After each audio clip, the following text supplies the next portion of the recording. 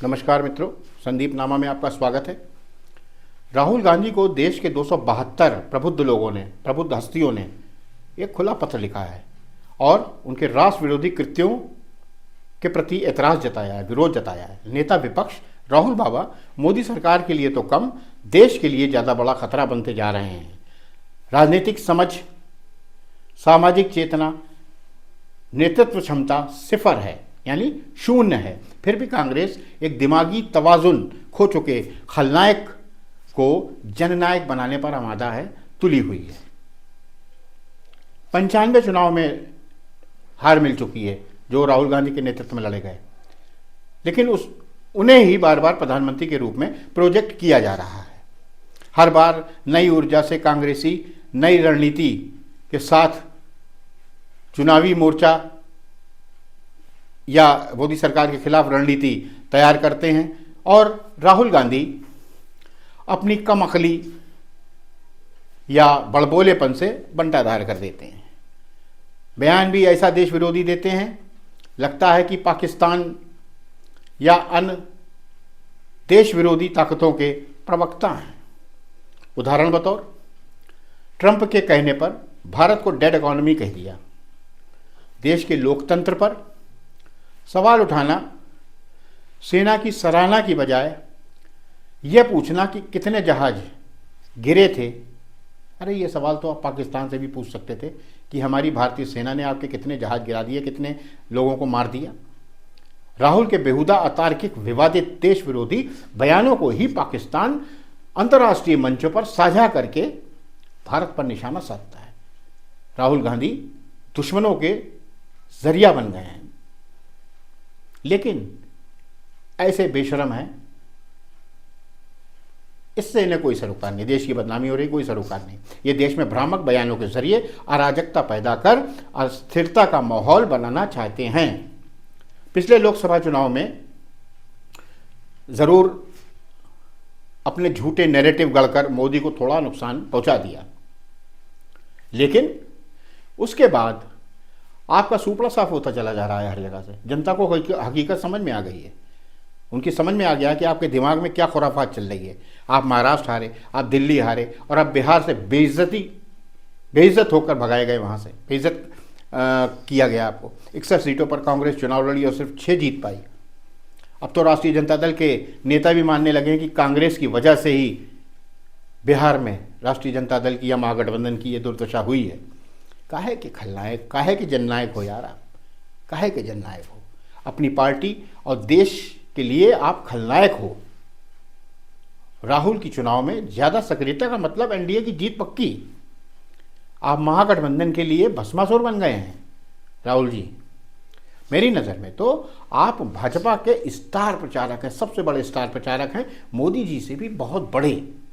जो काम एनडीए के लिए मोदी जी नहीं कर सकते, वह आप अपनी बेवकूफ़ी भरी हरकतों से आसानी से कर जाते हैं। यानी भाजपा को आप बढ़त दिला देते हैं। लगातार असफलता का आत्ममंथन करने की बजाय आप देश की एजेंसियों पर अब हार का ठीकरा फोड़ रहे हैं, सवाल उठा रहे हैं उल्टे सीधे। कभी सर्वोच्च न्यायालय पर आपको भरोसा नहीं रह जाता, तो कभी चुनाव आयोग पर बेहुदा टिप्पणियाँ, मुख्य चुनाव आयुक्त के परिवार तक पर टिप्पणियाँ की जा रही हैं। अरे आपकी दादी इंदिरा गांधी जी और पिता राजीव गांधी जी ने तो चुनाव आयोग को एक खिलौना बना कर रखा था, अपनी कठपुतली बनाकर रखा हुआ था। टी.एन. शेषन, पूर्व मुख्य चुनाव आयुक्त, जब कैबिनेट सेक्रेटरी थे तो उन्होंने एक बयान दिया था। उन्होंने कहा, स्वीकार किया था कि चुनाव आयोग पर दबाव रहता है। ईडी, सीबीआई पर राहुल गांधी को एतराज़ है। यहाँ तक कि सेना को भी कटघरे में खड़ा करने का प्रयास करते हैं। कह दिया चीन से पिट रहे हैं हमारे सैनिक। कितना बेहुदा बयान, जबकि गलवान में भारतीय सैनिकों ने चीनी सैनिकों का भूसा भर दिया, दौड़ा दौड़ा कर मारा था। पहलगांव हमले के बाद हुए ऑपरेशन सिंदूर में पाकिस्तान का नुकसान तो आपने बताया नहीं, उस पर चर्चा ही नहीं की। अपनी सेना से पूछ रहे हो कि कितने जहाज गिरे। वैसे मोदी ट्रंप की दोस्ती पर आपको हमेशा इतराज़ रहता है। आप हमेशा एतराज़ करते थे। लेकिन जब ट्रंप ने भारत की इकोनॉमी को डेड कहा तो आप तुरंत स्वर से स्वर मिलाने लगे, ट्रंप का वही बात दोहराने लगे। कुर्सी के लिए कितना गिरोगे यार राहुल बाबा, कितना गिरोगे। सलालत की इंतहा है। राहुल गांधी के राष्ट्र विरोधी कृत्यों के कारण अब लोग असहज महसूस करने लगे हैं, अनईजी फील करने लगे हैं। कांग्रेस का तेजी से बढ़ता ग्राफ इसका साक्षात प्रमाण है। ऐसे बहुत से लोग हैं जो भाजपा को वोट देना नहीं चाहते, भाजपा की आइडियोलॉजी से इत्तेफाक नहीं रखते हैं, ऐसे बहुत से लोग हैं। लेकिन राहुल गांधी की घटिया देश विरोधी सियासत के कभी वो समर्थक भी नहीं हो सकते हैं। इसीलिए विवशता में, मजबूरी में और कोई ऑल्टरनेट ना होने की वजह से भाजपा को वोट दे रहे हैं। ऐसे तमाम लोग हैं। और ऐसे लोग खासकर जिनकी प्रतिबद्धता किसी राजनीतिक दल से नहीं बल्कि अपने देश से है, अपने मुल्क से है। ऐसे 272 लोग, जिनमें 16 रिटायर्ड जज हैं, 123 पूर्व नौकरशाह हैं, 135 रिटायर्ड सैन्य अधिकारी हैं और 14 पूर्व राजदूत हैं जिनको अपने देश से प्यार है, वो देश की बदनामी नहीं सहन कर सकते। इन सभी प्रबुद्ध लोगों ने राहुल गांधी को खुला पत्र लिखकर अपनी बेगैरती से बाज आने को कहा है, अपनी बेगैरती से बाज आने को कहा है, राष्ट्र विरोधी हरकतें बंद करने को कहा है, देश की सुरक्षा सहित सभी एजेंसियों को बेवजह बदनाम न करने का मशवरा दिया है। SIR यानी स्पेशल इंटेंसिव रिवीजन पर उनके विरोध को खारिज किया है। पत्र में उन्होंने कहा है कि आंदोलन को अदालत की निगरानी में इसके मापदंड तय किए गए हैं। SIR के पात्र नाम हटाए जा रहे हैं और नए पात्र मतदाताओं को इस सूची में शामिल किया जा रहा है। पत्र में कहा गया है कि राहुल गांधी और विपक्ष के आरोप संस्थागत संकट की आड़ में राजनीतिक असफलता, हताशा को छिपाने की एक कोशिश मात्र है। पत्र में राहुल गांधी से आग्रह किया गया है कि वह अपनी राजनीतिक फायदे के लिए देश की एजेंसियों को बदनाम न करें, सरकार की आलोचना करें, करनी भी चाहिए, लेकिन जमकर करें आलोचना, लेकिन मुद्दों पर करें, देश की छवि को नुकसान न पहुंचे, नुकसान न पहुंचाएं। देश सर्वोपरि है और देश की जनता भी अपने देश के खिलाफ साजिश रचने वालों को बख्शेगी नहीं।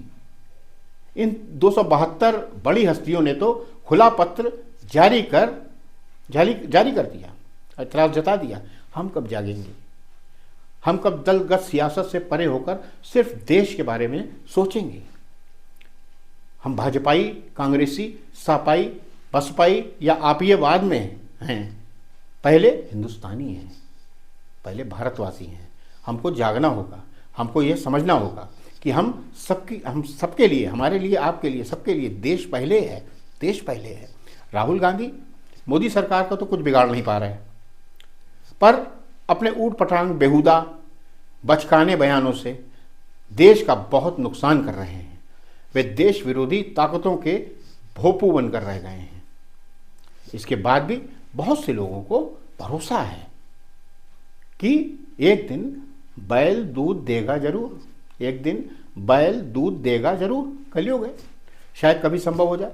पर अभी इन हालातों में तो दूर दूर तक कोई गुंजाइश लग नहीं रही है, कोई गुंजाइश नज़र नहीं आ रही है। अभी तो राहुल गांधी जिस रास्ते पर चल रहे हैं वह उनकी पार्टी और उनके लिए तबाही का रास्ता है। और इसी रास्ते पर एक पड़ाव और पड़ेगा पागल खाने का, पागल खाने का। मैं तो एक बार वहाँ गया था पागल खाने में, तो डॉक्टरों ने डांट कर भगा दिया। बोले हाल बताकर ऐसे मरीजों को दवा नहीं दी जाती, मरीज लेकर आओ। अच्छा, मुझे राहुल गांधी से बहुत सहानुभूति है, तभी से मैं राहुल गांधी के पीछे लगा हूँ कि कब चलोगे राहुल बाबा, कब चलोगे राहुल बाबा। वक्त के तमाम झटके आपको सुधार नहीं पाए, अब तो करंट के झटके से ही शायद कोई सुधार संभव हो पाए। जय हिंद।